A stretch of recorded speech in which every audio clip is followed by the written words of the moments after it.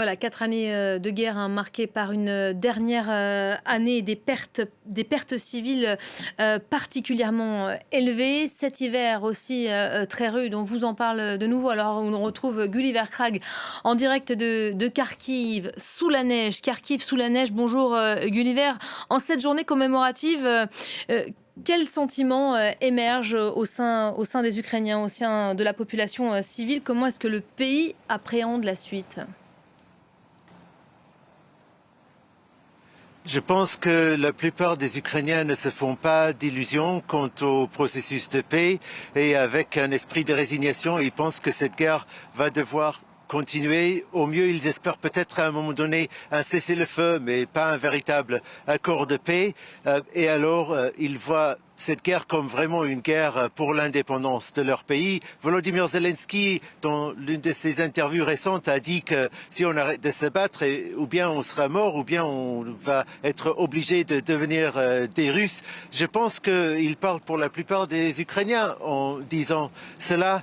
En même temps, ce n'est pas pour dire que tout le pays est uni derrière son président. On voit bien que des insatisfactions commencent à émerger des différents politiques, des insatisfactions au sein de l'armée, des soldats qui ne sont pas satisfaits de leur commandant, des disputes, des choses comme ça. Dans les reportages, on voit souvent les soldats qui ont le meilleur moral, ceux qui se portent le mieux, parce que ceux qui se portent un peu moins bien ou qui sont pas contents n'ont pas envie ou parfois n'ont pas le droit de s'exprimer devant les caméras. Alors il y a une certaine distorsion, même si nous, ce qu'on a vu ces derniers jours dans le Donbass, c'est plutôt le même état d'esprit de détermination et de bonhomie qu'on a pu voir dans ce reportage, mais en même temps les gens disent qu'ils sont effectivement très fatigués et parfois pas contents de leurs dirigeants, que ce soit militaires ou politiques, mais en même temps ils sont très conscients du fait que Vladimir Poutine compte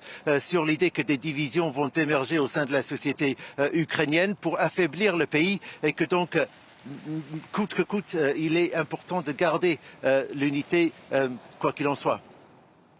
Cette question d'unité, évidemment, à la une en cette journée anniversaire, 4e anniversaire, qui prend l'allure aussi, restez avec nous Gulliver, d'une chorégraphie bien huilée, méthodiquement reconduite d'année en année. On a vu ce matin une dizaine de dirigeants à la tête des institutions européennes, de pays baltes ou encore scandinaves rejoindre Kiev en train. 10 heures de trajet pour rejoindre la capitale ukrainienne depuis la Pologne. C'est le 10e voyage pour Ursula von der Leyen, qui était accompagnée notamment d'Antonio Costa. L'idée, évidemment, témoigner de nouveau à l'Ukraine de leur plein soutien. Ils ont été accueillis, ces Européens, ce matin par le président Volodymyr Zelensky, qui a choisi en cette journée de se tourner et de rappeler qu'il est résolument et définitivement tourné vers l'Ouest. Écoutez un extrait de son intervention par visioconférence au Parlement européen et puis on en reparle juste après avec vous, Gulliver. Dès maintenant, il y a une importante décision sur la table. 90 milliards d'euros en soutien à l'Ukraine sur 2 ans. C'est une vraie garantie financière pour notre sécurité et notre résilience. Et elle doit être mise en place. Je remercie tous ceux qui y travaillent. Il est aussi important pour nous d'avoir une date précise pour l'adhésion de l'Ukraine à l'UE.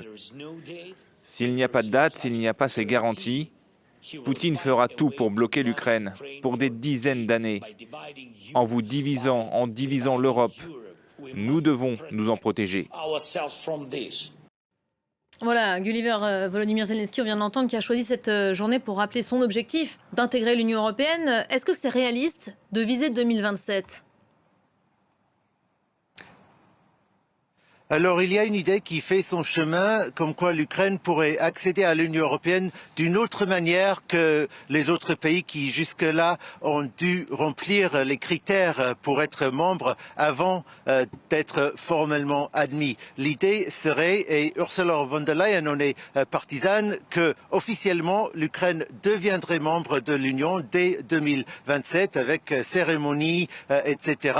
Et ensuite devrait remplir les critères, par passer les réformes nécessaires pour accéder aux différents aspects, bénéfices d'être membre de l'Union européenne, être membre de la politique agricole commune, recevoir les fonds de soutien, le droit de vote dans toutes les circonstances, seulement une fois les réformes passées.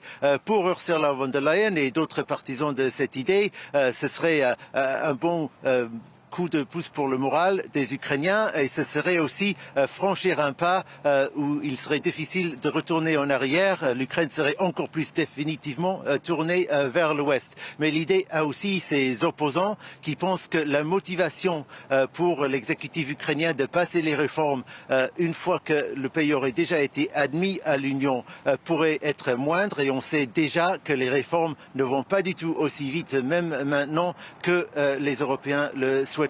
Il y a certains pays, notamment la Pologne. Radoslaw Sikorski, ministre des Affaires étrangères de la Pologne, est à Kiev aussi aujourd'hui. Il s'est prononcé contre cette idée d'une date en 2027. Je pense qu'il pense que l'adhésion d'un pays aussi grand et aussi pauvre que l'Ukraine est très problématique et des pays comme la Pologne, qui pourraient souffrir économiquement d'une certaine manière, veulent avoir leur mot à dire et veulent qu'il y ait des négociations pour l'adhésion bien plus longues et ils ne sont pas partisans. Donc il y a une division au sein de l'Union européenne sur la meilleure manière d'intégrer l'Ukraine, même déjà. Et je pense que ces divisions ne vont qu'aller en s'approfondissant en fait à mesure que l'idée que la date éventuellement commence à s'approcher.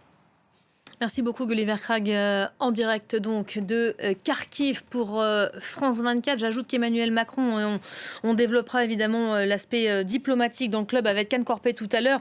Emmanuel Macron se dit très sceptique sur la possibilité d'une paix à court terme. Fin de citation.